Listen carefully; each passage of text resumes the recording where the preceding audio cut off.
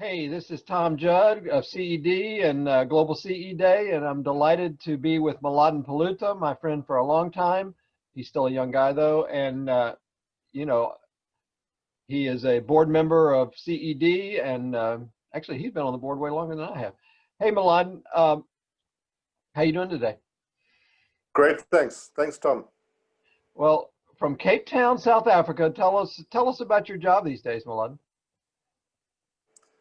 Right, well, I should have been happily retired and sitting on the beach.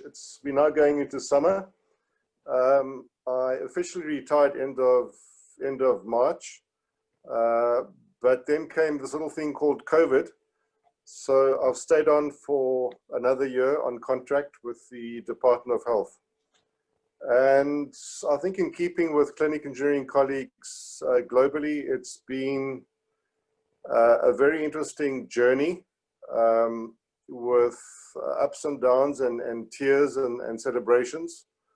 But I was privileged to lead a team in our province that provisioned the health technology for all our COVID-related facilities. And now that, for example, our field hospital at the Cape Town International Conference Center has been closed, it has been closed for more than a month, we are reallocating those assets to other facilities. So it was, as I said, it came hard at us. We were the New York of South Africa. The COVID peak hit the Western Cape before it hit other provinces. Fortunately, our province, as a province, took the decision to prepare early and to over-prepare. And we had the people, the political will, the leadership to ensure that the infrastructure, the technology, the equipment, and also the healthcare workers that were required in order to respond to the pandemic were in place. And so that's been one of the great outcomes for me, and I really got to appreciate my colleagues. I got to appreciate the department that I work in, and really felt privileged. Nationally, it's been like I guess in many other countries, it's been something of a mixed response. Some of my counterparts in other provinces have had challenges much more so than I have, and still continue to this day. But we have tried to collaborate across provincial, in your nomenclature, state boundaries. And we also have collaborated with our National Department of Health. One of the national projects that was instituted was the National Ventilator Project, which aimed to provide and to produce CPAP devices, locally manufactured. And I think for that, credit should go to our Italian colleagues. It was our Italian clinical engineering colleagues who first raised the flag as to the importance of non-invasive ventilation. And that got us asking questions of our clinical colleagues. And I think, long story short, our go-to non-invasive device was high-flow nasal oxygen, which had great results, great patient outcomes. So, as I said, it's been an interesting journey. Happy, sad, great, not so great. The journey is not over yet. We are now at national lockdown level 1. Our caseload is increasing, but not to any great concerning levels.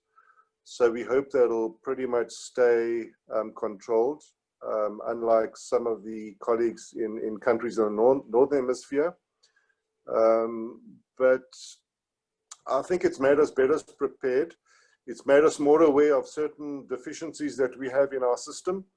The new normal is not going to be business as usual, and we're going to have to find a way of making better use of of our assets, whether they are human resources or infrastructure or technology.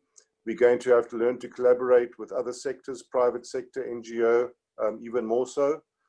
And of course, collaborate with both provincial, national counterparts but I think also regional counterparts. So the virus knows no boundaries, Yep. and I think we all accept that. And so I think there's great lessons to be learned, and great activities still to be undertaken post-COVID. Mladen, so you've been, thank you for that. New question. You've been very involved for a long time in training up clinical engineers for not only your country, but across Africa and beyond. What do you see as the status of clinical engineering in South Africa? And hey, I'm going to pose the same question to the current president of KISA, Mohammed Berra, but I wanted to hear your take. Yeah, thanks, Tom. I think, you know, I'm not going to go into the history in any depth. There's a chapter in the CE handbook. But if one reflects that South Africa was one of the first countries outside of the US to establish a board of examiners for purposes of certification of CE practitioners. That was way back in the 1980s. But it didn't really get going. And as a result, the growth of clinical engineering as a professional discipline has been stunted. To this day, we have no degree specifically for clinical engineering, although we do have certificates and diplomas.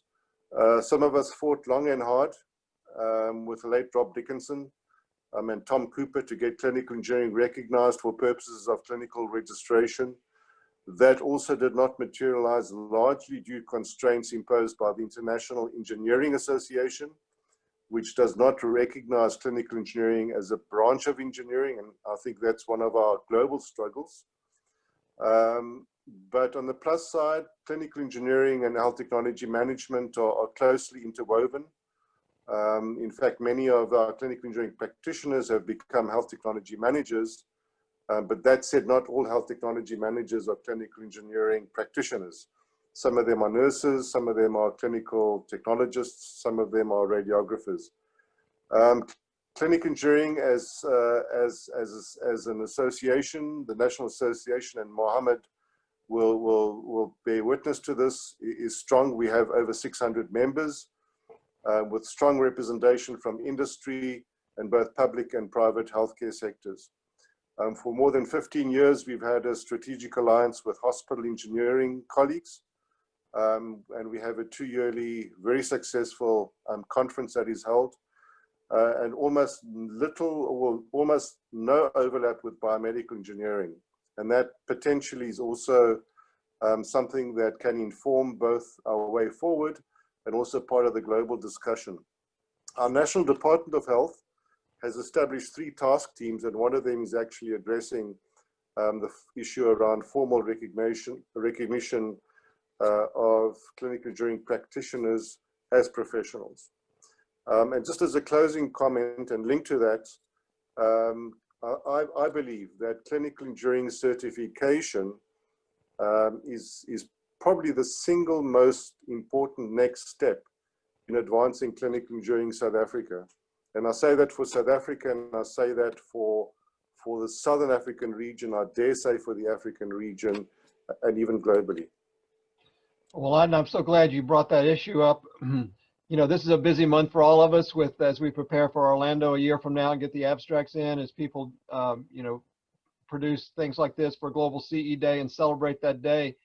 But literally next month, we are, you know, CED has put 5 years of effort into the whole credentialing preparation, and we're going to start cashing in on all that investment very soon. You know, with Jim Weir's leadership and with Lee Ben and Fabiola from Mexico as co-chairs of the International Credentialing Board. So we're going to tackle that issue and start, you know, credentialing and certification capability for countries that don't have it, and we're going to help those that do have it. But back to you and some closing comments on. So you gave us a little bit of view of clinical engineering in South Africa. How about for that sub-Saharan African region? I know you've been partnering with Ashnafi Hussein from Ethiopia and the Working Group on Africa Activities, but what's your view of how we can improve health technology management in that area? Well, I'm very excited. I'm very excited about the new blood. I'm very excited about the traction that has been given to clinical engineering. There are historical, I would call them challenges, not really constraints around terminology. I've mentioned biomedical engineering, and often biomedical engineering and clinical engineering are used in the same sentence, but mean different things to different people. But that's just an issue of terminology. I think the need is there. I think we've got the people, we've got the vision. I think what we perhaps lack is aligned leadership, and I include political will in that. But I think that the CD for one and the new Global Clinical Engineering Alliance for another can really provide great support in providing the reference framework and critical interventions to drive the clinical engineering agenda forward. I mean, there's no doubt that similarly to medical physics, which in many countries globally is legalized. In other words, it's included in regulations pertaining to ionizing radiation devices. I've no doubt that there needs to be a strong push, and it needs to be multi-sectoral at different levels, politically, professionally, to ensure that likewise clinical engineering gets the recognition, not only that it needs in order to thrive, but in fact that is required in order to make health systems in the African region stronger, to improve the quality of healthcare, and to ensure that patients get the care that they receive. And so I think clinical engineering has got a very exciting future in the African region. I see strong overlaps with both biomedical engineering and with medical device innovation. And as you know, Africa is blessed by having a majority of young people who are keen, who are visionary, who are coming with new mindsets. We've got some of the global success stories, for example, in telehealth on our continent, Rwanda being one. So I think, you know, together we need to develop and define a new body of knowledge, a new body of practice that needs to be linked to and also driven by context-sensitive needs. But hey, I'm young, let's go. Well, Mladen, you challenged me for a long time, brother, and I think you challenge all of us with this great vision, and let's make it happen. Happy Global CE Day. Talk to you again soon. Happy Global CE Day, all. Thanks, Tom. You're welcome.